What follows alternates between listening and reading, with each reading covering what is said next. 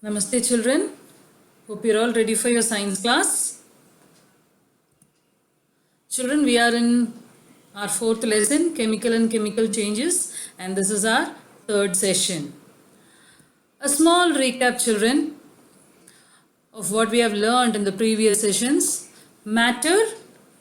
What is matter? Matter is something that occupies space and has volume. All matter have atoms.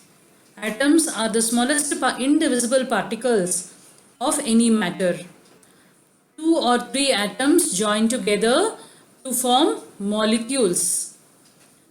Then, matter is of two varieties, mixture and pure substance. Mixture is something where the ingredients are physically combined and not chemically. They are of two types. Mixture is of two types. One is homogeneous mixture, where the constituents are uniformly distributed. Another one is heterogeneous mixture, where it is not uniformly distributed.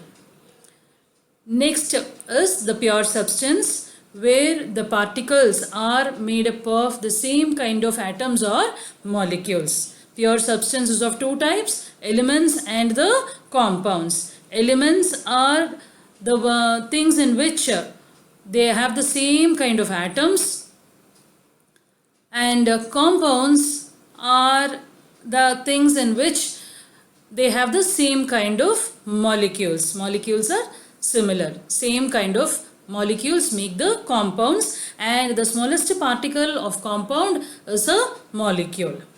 Next, you also learned about chemical symbols. Symbols in the form of certain small drawings, and also in the alphabet form.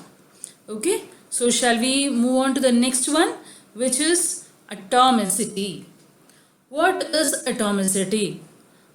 The number of atoms present in one molecule of an element is known as its atomicity. You should remember, I told you already, atoms may or may not be independently present. So, if an atom is independently present, only one atom is there, then that substance is called as monoatomic. If the element constitutes of single atoms together, then it is called as monoatomic. If the molecule has two atoms in it, then it is called as diatomic. If it has 4 atoms in it, if the molecule of the element has 4 atoms in it, then we call it as tetraatomic. Now, these are the list of monoatomic elements, children. Helium, neon, argon, krypton, xenon and radon. They are all monoatomic, single they are. Okay, and you can find this one below the other in the periodic table. If you see the periodic table, it will be easy for you to locate. They are found one below the other in the right side of your, on towards your right side in the last column. Okay. They are all monoatomic, children. Remember, we will talk about this set again in this video. We will talk about this again in this video. So remember, they are monoatomic. They do not join, their molecules don't have combination of atoms. They are all single atoms in the molecule. Remember this. Next one is the diatomic elements. Bromine, iodine, nitrogen, chlorine, hydrogen. Except for hydrogen, all the other you will find in the same place in the periodic table. Okay, and I thought it is very easy to remember for you if you take the chemical symbol of all this and coin into a beautiful word, Brinkelhoff. Br for bromine, I for iodine, N for nitrogen, then chlorine, Cl, hydrogen H, O for oxygen and F for fluorine. Brinkelhoff, and you can remember it well. Okay, diatomic elements. They have, the molecules have 2 atoms in them. Next is the tetraatomic element phosphorus, which has 4 atoms in one molecule. Next is the chemical formula. Now, You already know, you would have learned it several times. Water is H2O. Then other things also, even hydrochloric acid you would have learned, HCl. Common salt is NaCl. Now, how come this molecular formula has been formulated? Who did this? Why did they do so? Can this be changed? Can this be written in some other form? Is it possible? Is there any relationship between this compound and this formula?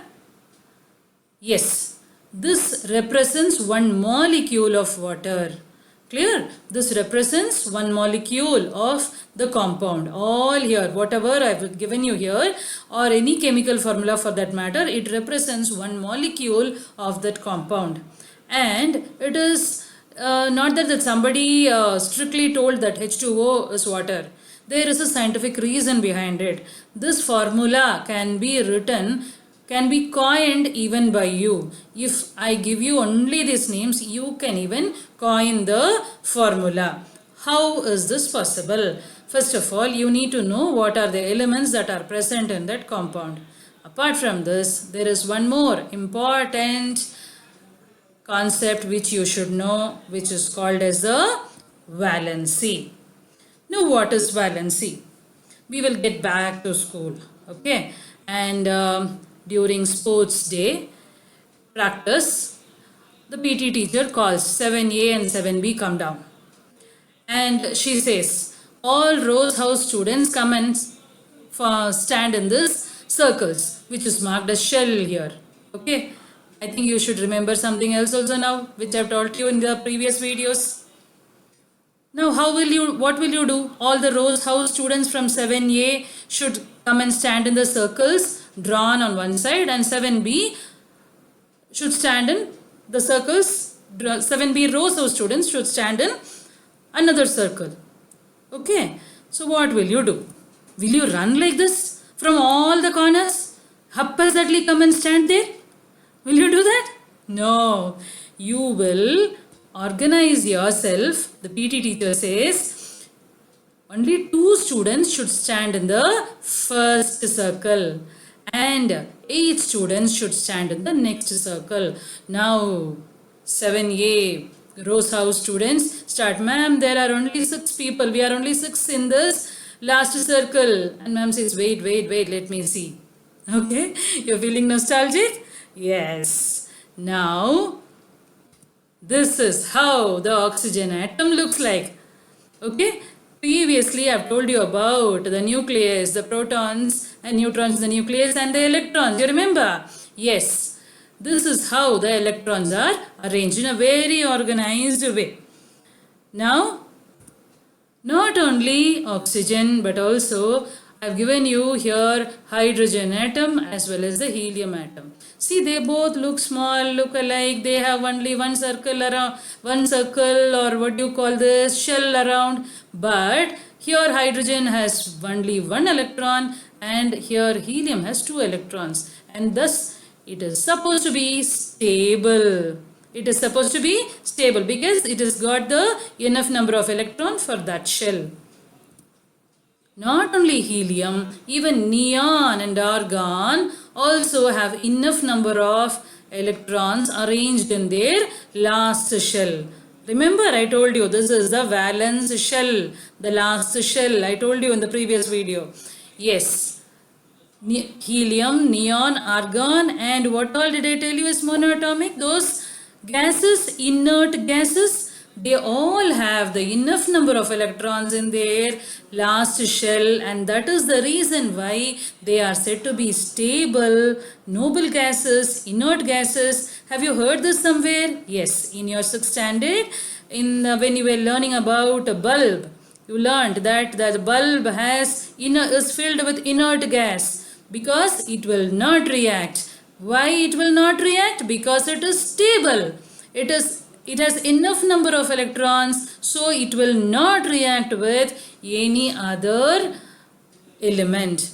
Okay, so it is stable. This is inert gases or the noble gases.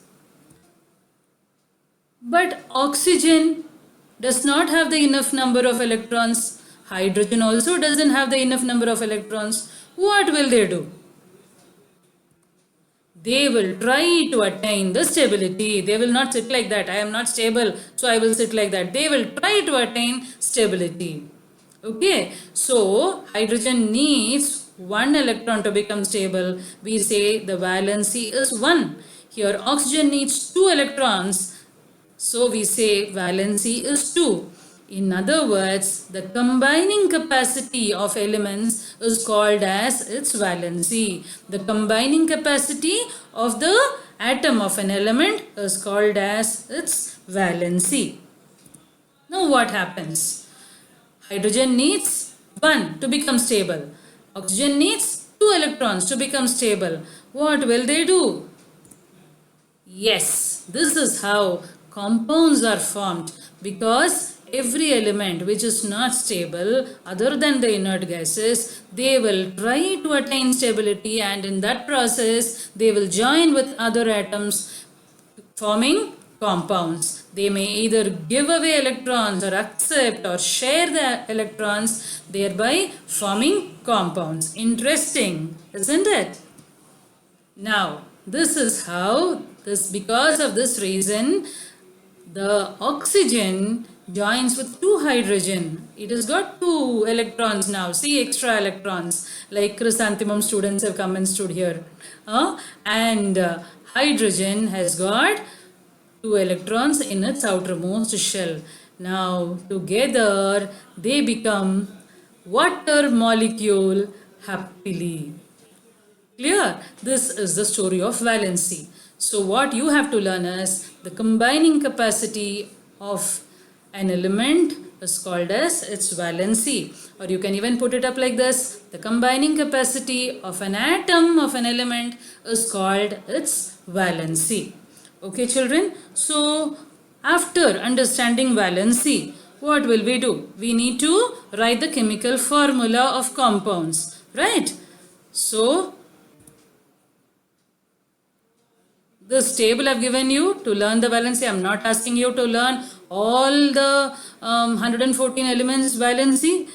Just these which are given in your book. You learn that, and we will try out chemical formulas out of this information. Okay. So what will you do? You will learn the symbols of some common elements which is given in table 4.1 and the valency of some elements which is given in table 4.4 of your book. If you do not have the book, you just have a look at this video itself. I have given both the tables in the video. Look at it, learn thoroughly, so that we will start working out on chemical formulas in our next class. Okay, children? Thank you. Bye-bye.